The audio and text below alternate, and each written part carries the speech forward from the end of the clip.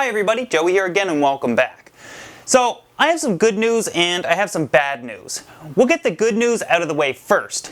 This video you're watching right now is actually the start of a short build series that will potentially be up to 6 videos long, give or take, as most of my big build series are. In this series, I plan to show you guys how I'm going to build two 8-foot long 200-gallon acrylic system. What will make this build unique will be the fact that they will be stacked one on top of the other and ran on a centralized filtration system. So a new build is always exciting, however the reason why I'm building them is actually the bad news. Remember this tank? I did a build series on it. Essentially, I took 2 tanks apart and built one huge tank out of it. We ended up with a 540-gallon aquarium. If you didn't see that yet, watch it because it's actually a really interesting build. If you remember this build, you will also remember that I mentioned that if I ever sold this house that I'm living in, the only way I could get this 540-gallon aquarium out is if I took it apart. While I can save the glass, the bottom will simply not fit up my stairs and would have to be demolished.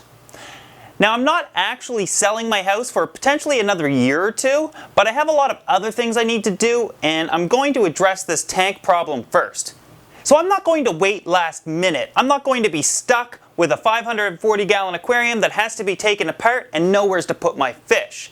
So I'm building new tanks that I can easily get out of my house when the time comes, as well as still be big enough to house my rays and arowana in the meantime.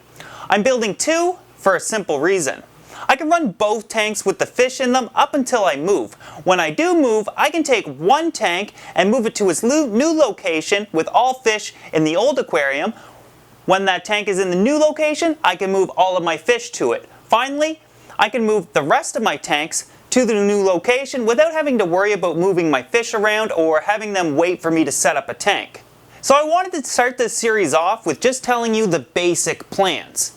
Then I want to move on to next week's video with the planning stages of the entire system. What it takes to actually build what I build. There's a lot of things that we've never talked about that I want to show you guys and talk about. So you guys are absolutely prepared to take on projects like I do.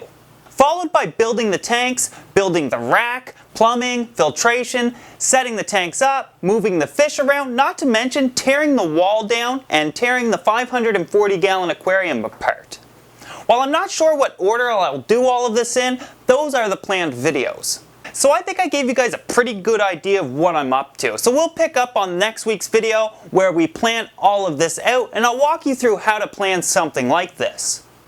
Now I do suggest that you guys follow me on both Facebook and Instagram for additional pictures and get to see everything before I actually put it on video and upload it to YouTube. I'll have the links to both my Instagram and Facebook account in the description below. Anyways, I hope you guys enjoyed this video and are looking forward to this build as much as I am. I also want to thank you guys for watching, and of course we'll see you next time.